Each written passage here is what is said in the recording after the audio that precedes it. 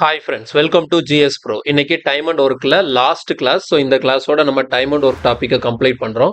So இன்னைக்கு class number 15. கிளாஸ்க்குள்ளே போகிறதுக்கு முன்னாடி நம்ம சேனலுக்கு புதுசாக இருந்தீங்கன்னா சப்ஸ்கிரைப் பண்ணிக்கோங்க அண்ட் மறக்காமல் ஆல் நோட்டிஃபிகேஷன் எனேபிள் பண்ணி வச்சுக்கோங்க. அப்போ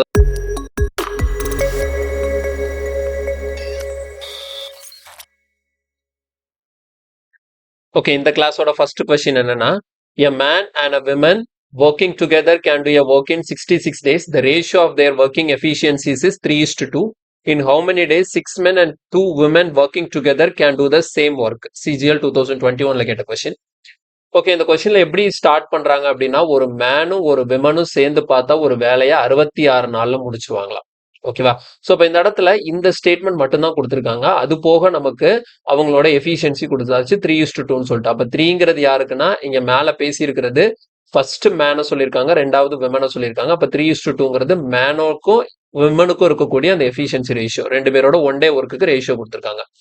ஸோ நான் என்ன பண்ண போறேன் அப்படின்னா, இப்போ நம்ம வழக்கமா என்ன எழுதுவோம், இங்க பாருங்க, ஒரு மேனும் ஒரு விமன் அப்படிதானே, ஒரு மேன் ஒரு விமன் ரெண்டு பேரும் சேர்ந்து 66 நாள் வேலை செய்யறாங்கன்னா அந்த டோட்டல் வேலை முடிஞ்சிடும். ஓகேவா? இப்ப வழக்கமா எம்டிஹெச் கான்செப்ட்ல எழுதும் போது இந்த மாதிரி ஒன்னு எழுதிட்டு ஈக்குவல் டு போட்டு இன்னொரு ஒரு ரிலேஷன் கொடுத்துருப்பாங்க. அதை எடுத்து இங்க எழுதி நம்ம எஃபிஷியன்சியை கண்டுபிடிப்போம். இந்த இடத்துல டைரக்டா எஃபிஷியன்சி இருக்கிறதுனால இந்த ஒரு டேட்டா மட்டும் தான் கிடைக்குது.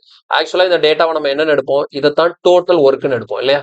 சோ இதுதான் நமக்கு என்னவா இருக்க போகுது, டோட்டல் ஒர்க்கா இருக்க போகுது.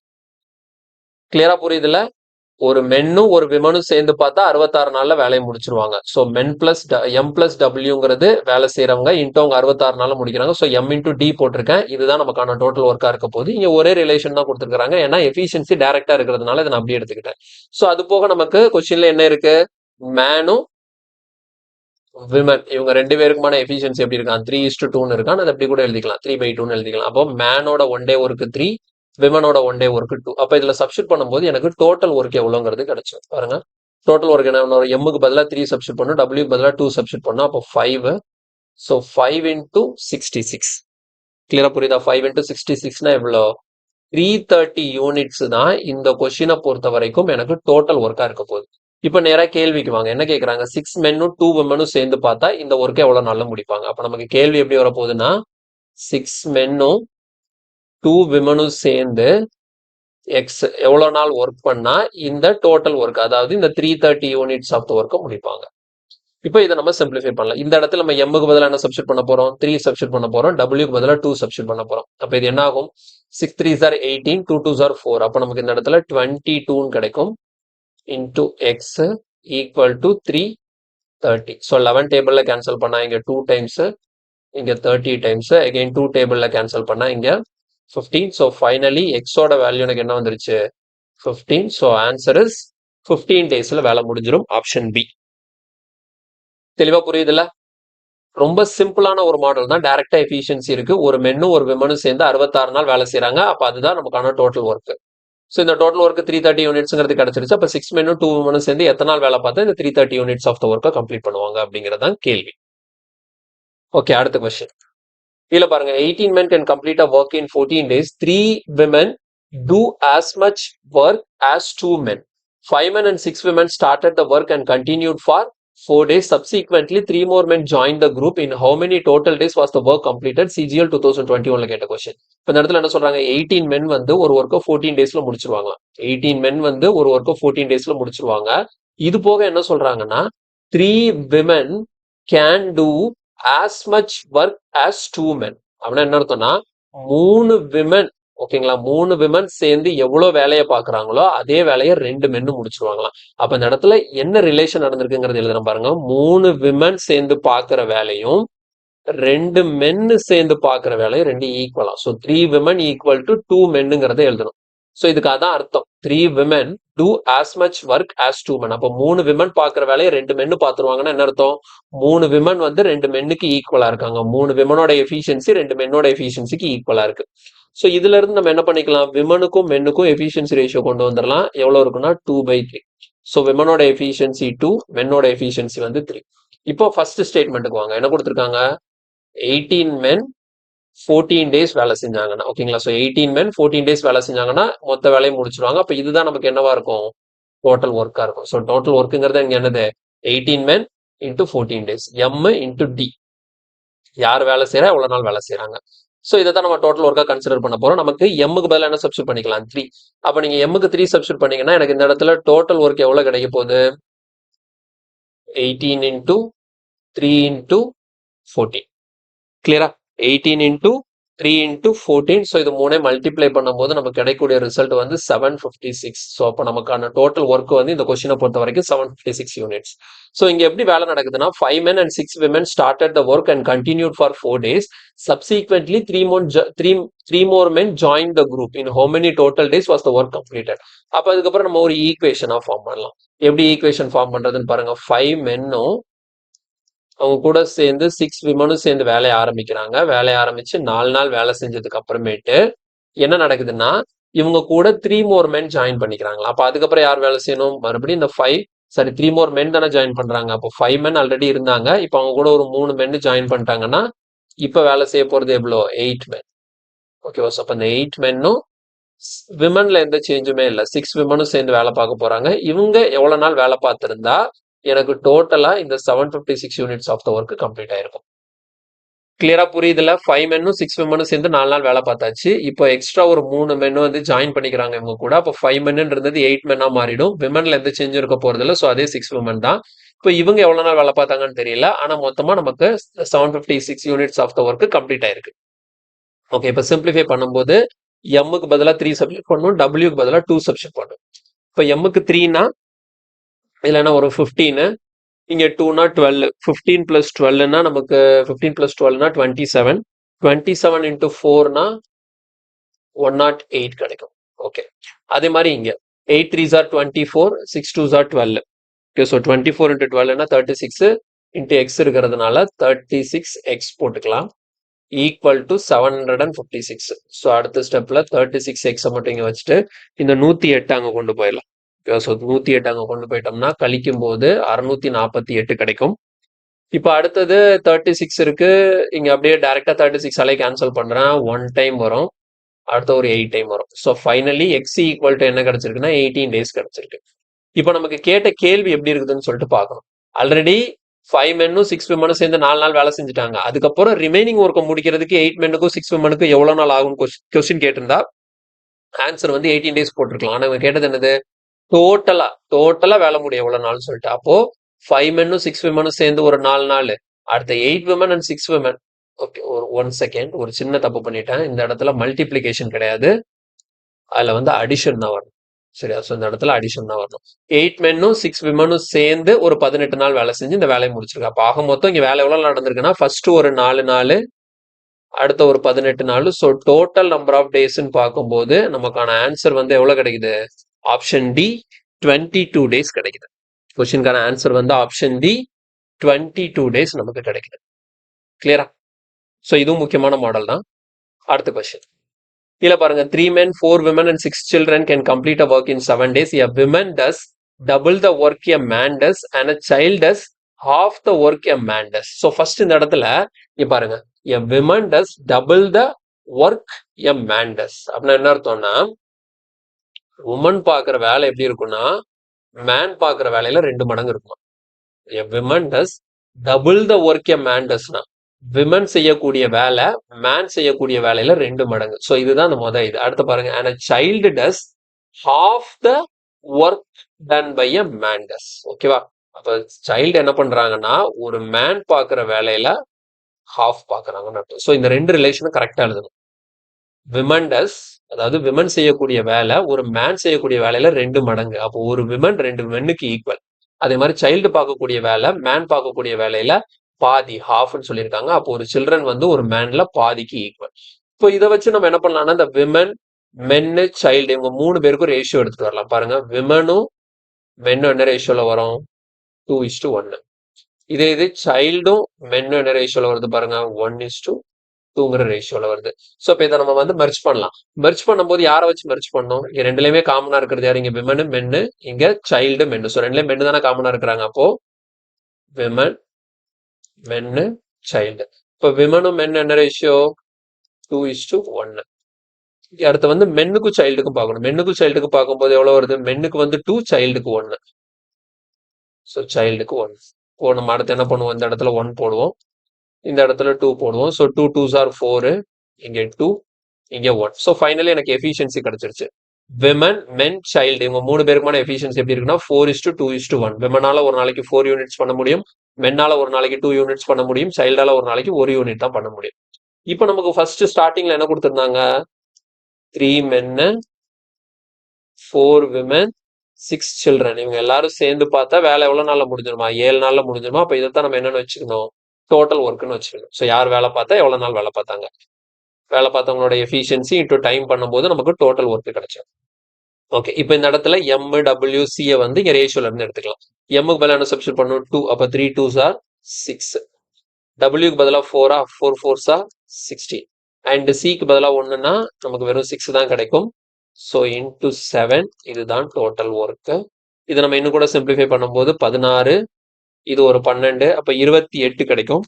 இப்போ 28 இன்ட்டு 7ன்னு பார்க்கும்போது நமக்கு கிடைக்கக்கூடிய ரிசல்ட் எல்லாம் அப்படியே வச்சுப்போம். டோட்டல் ஒர்க் என்னன்னு வச்சுக்கலாம், 28 இன்ட்டு 7 வச்சுப்போம். இது மல்டிப்ளை கூட பண்ண தேவையில்ல, இதுதான் டோட்டல் ஒர்க்.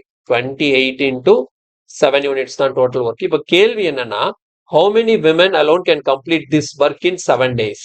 அப்ப நமக்கு இந்த மொத்த வேலையும் 7 நாள்ல முடிக்கணும்னா எவ்வளவு விமன் மட்டும், எத்தனை விமன் வேலை செஞ்சிருக்கணும். அப்ப நம்ம கேள்வி எப்படி எழுதணும் பாருங்க. இப்போ எத்தனை விமன், எக்ஸ் விமன், ஓகேங்களா, எக்ஸ் விமன். இப்போ வேலை செய்ய போறது எத்தனை விமன் தெரியாது, ஆனா விமன் மட்டும் தான். எக்ஸ் விமன் சேர்ந்து எவ்வளவு நாள் வேலை செய்யறாங்க, 7 நாள் வேலை செஞ்சு எந்த வேலையை முடிக்கணும், இந்த டோட்டல் ஒர்க்கை முடிக்கணும். டோட்டல் ஒர்க் எவ்வளவு கண்டுபிடிச்சு வச்சிருக்கோம், 28 இன்டூ 7. நமக்கு இந்த இடத்துல 7க்கு 7 கேன்சல் ஆயிடும். இந்த இடத்துல டபிள்யூ இருக்கு இல்லையா, டபிள்யூக்கு பதிலாக என்ன சப்ஸ்டிட் பண்ணா 4. அப்ப இது எப்படி இருக்கும்னா 4x ஈக்குவல் டு 28ன்னு இருக்கும். 4 டேபிள்ல கேன்சல் பண்ணும்போது 7 கிடைக்குது. So finally X equal to அவங்க கேட்ட மாதிரி 7 விமன், 7 விமன் இருந்தாங்கன்னா அவங்க சொன்ன மாதிரி கரெக்டா 7 டேஸ்ல நம்மளால வேலையை முடிச்சிட முடியும். ஸோ இங்க கொஸ்டின்கான ஆன்சர் வந்து ஆப்ஷன் பி, 7 டேஸ் கிடைக்கும். தெளிவா புரியுதா?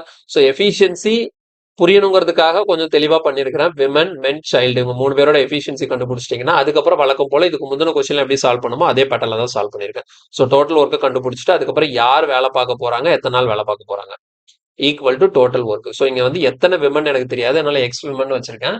அவங்க 7 நாள்ல வேலை முடிக்கணுங்கிறதுனால இன்டூ 7 போட்டிருக்கேன். தெளிவா புரிஞ்சுதா? ஓகே, அடுத்த கேள்வி. இதுல பாருங்க, 4 men and 6 women can complete a certain piece of work in 5 days, whereas 3 men and 4 women can complete it in 7 days.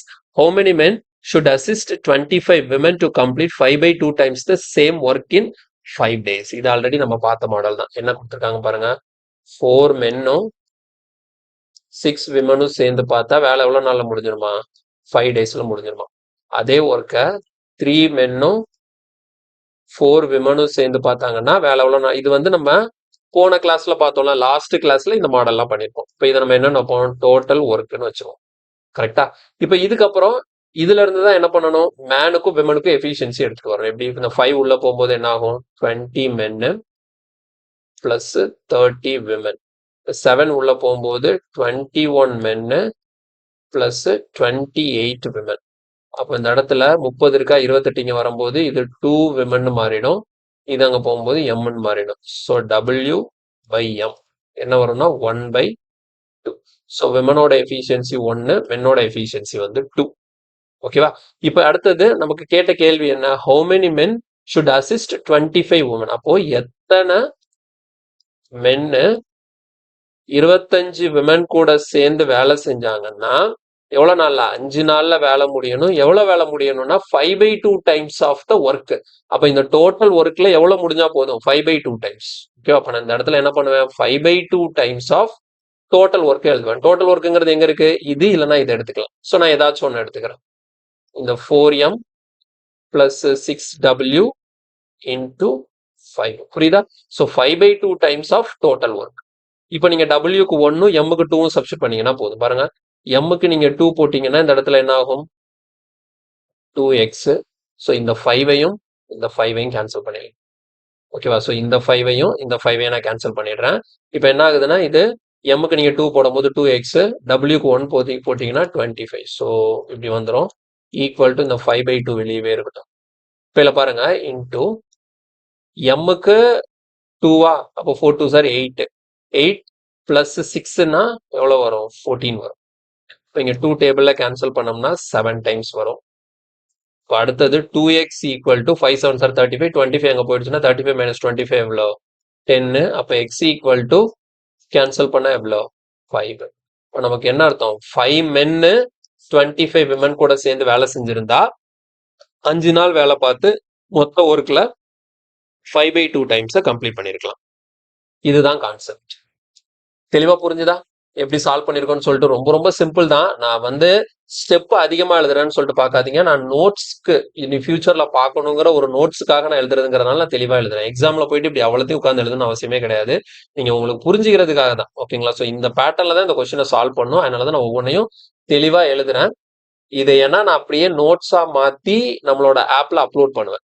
ஓகேங்களா? அதனாலதான் நான் ஸ்டெப் பை ஸ்டெப்பா பொறுமையா சால்வ் பண்ணிட்டு இருக்கேன். மற்றபடி உங்களுக்கு கான்செப்ட் புரிஞ்சிருதுன்னா இதுல எல்லா ஸ்டெப்பும் எழுதணும்னு அவசியம் இல்லை. டைரக்டா இடையில ஸ்டெப் எல்லாம் ஸ்கிப் பண்ணிட்டு நீங்க ஃபாஸ்டா பண்ணிடலாம். புரிஞ்சுக்கோங்க நான் கான்செப்ட் மட்டும். அடுத்தது கீழே பாருங்க. Each one of 5 men independently can complete a work in 20 days. The work is started by one person.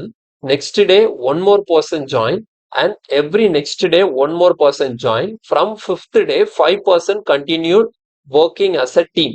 In how many days will the work be completed? CGL 2021ல கேட்ட கொஸ்டின். ஸோ இந்த மாதிரி questions கேட்கும்போது கொஞ்சம் கவனமா இருக்கணும்.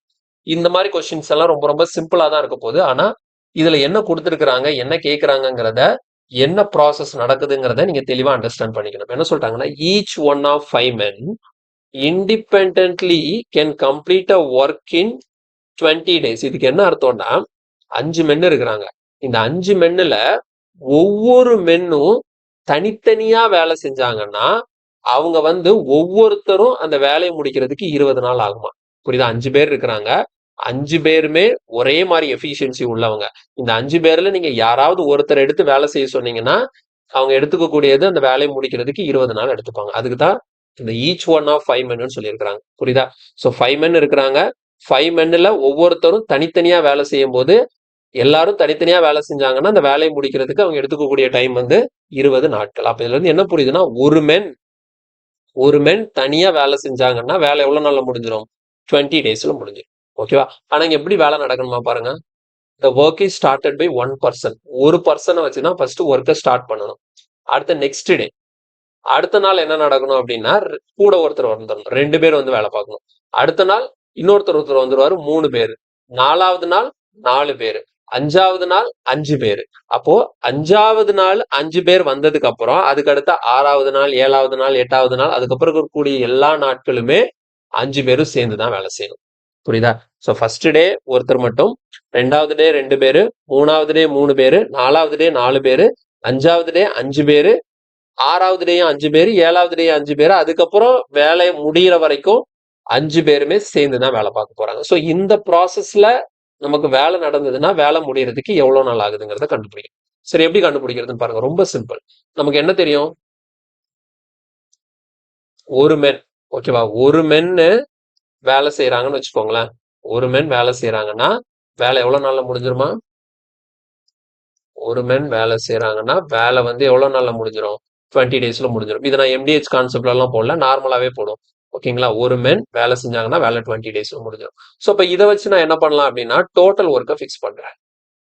Total work என்ன பண்ணிக்கிறேன்? 20 units எடுத்துக்கிறேன். Total work 20 units.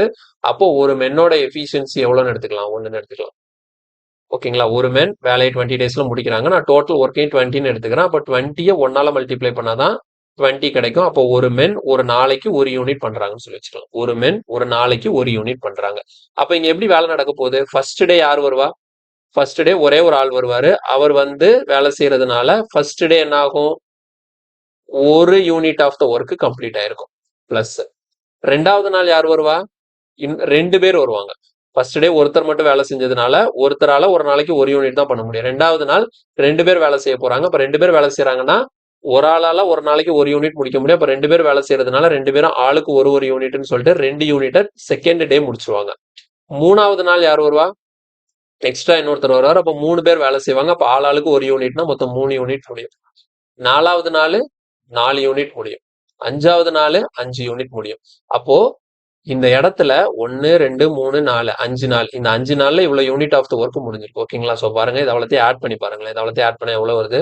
5 4 9 10 15. ஓகேவா? ஸோ டோட்டலா 15 யூனிட்ஸ் முடிஞ்சு போச்சு. எவ்வளவு நாள்ல? 5 டேஸ்ல. இப்ப 5 நாள் முடிஞ்சிருச்சு. இப்ப அடுத்தது இன்னும் வேலை முடியல. நமக்கு டோட்டலா 20 யூனிட். ஓகேங்களா? ஸோ டோட்டல் ஒர்க் இங்க 20 யூனிட்ஸ்னு இருக்கு. இப்ப எவ்வளவு யூனிட்ஸ் தான் முடிஞ்சிருக்கு 5 டேஸ்ல? ஜஸ்ட் 15 யூனிட்ஸ் தான் முடிஞ்சிருக்கு. இன்னும் 5 யூனிட் பெண்டிங் இருக்கு.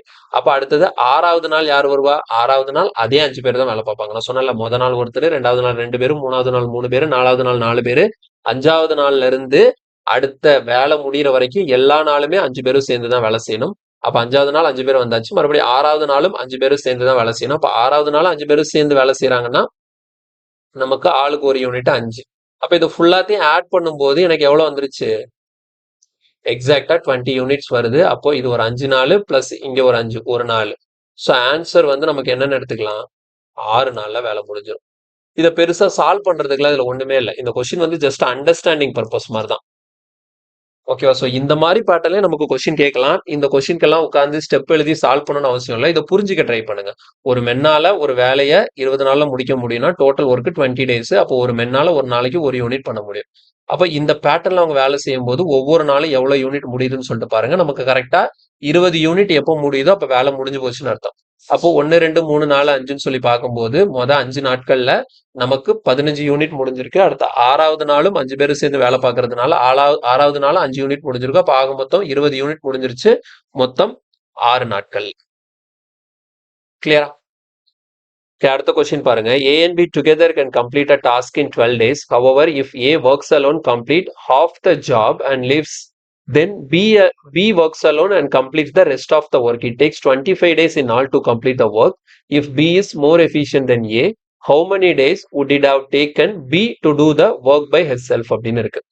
இந்த கொஸ்டினை பொறுத்த வரைக்கும் ஏ பியும் சேர்ந்து வேலை பார்த்தா 12 நாள்ல வேலையை முடிச்சிருவாங்க. ஆனா வேலை எப்படி நடந்திருக்கு அப்படின்னா, ஏ தனியா பாதி வேலையை பார்த்திருக்கிறாரு.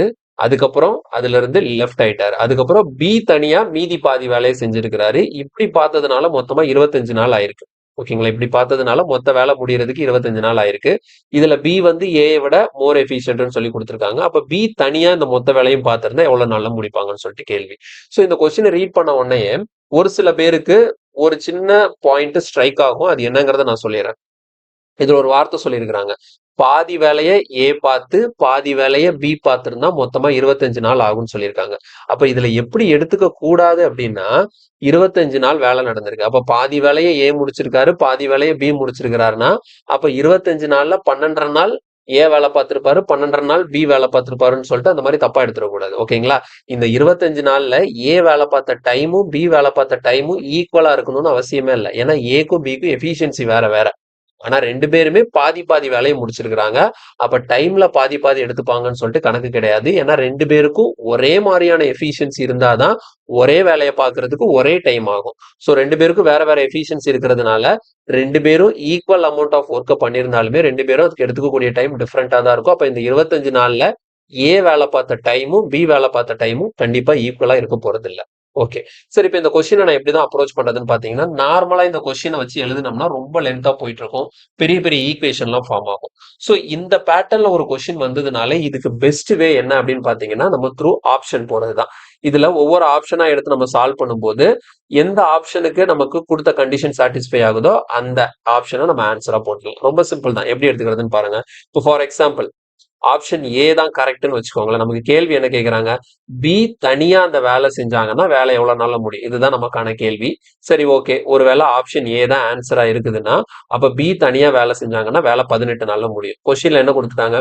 இப்ப நான் என்ன பண்ண போறேன்னா ஆப்ஷன் பியை வச்சு இந்த கொஸ்டினை மூவ் பண்றேன். ஓகேவா? ஆப்ஷன் பியை வச்சு மூவ் பண்றேன். அப்போ கொஸ்டின்ல கொடுத்தபடி என்ன சொல்லிட்டாங்க?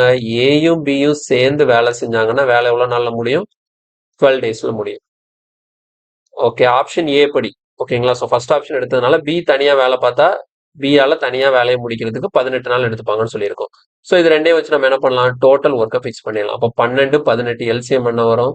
36. ஸோ டோட்டல் ஒர்க் வந்து நமக்கு 36 யூனிட்ஸ் கிடைக்குது. அப்போ ஏக்கும் பிக்கும் எஃபிஷியன்சி டோட்டல் எஃபிஷியன்சி எவ்வளோன்னு பார்த்தா 12 into 3.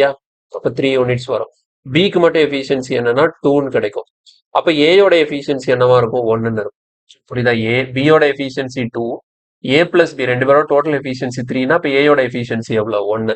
நமக்கு இந்த கொஸ்டின் படி என்ன சொல்லியிருந்தாங்க? பாதி வேலைய ஏயும் பாதி வேலையை பியும் பார்த்தா மொத்தமா 25 நாள் ஆகுமா?